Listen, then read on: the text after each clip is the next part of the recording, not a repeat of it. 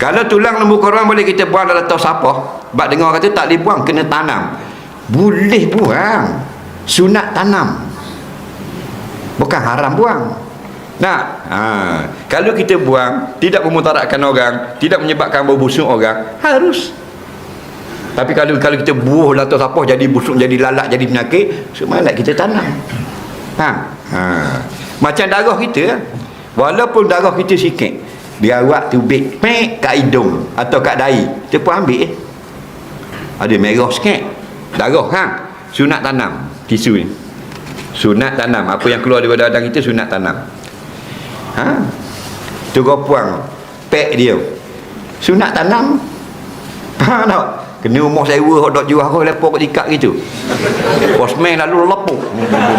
Jangan kawan. Faham tak? Buruk dari kawan tu. Bala dia tak tahu kau hukum langsung.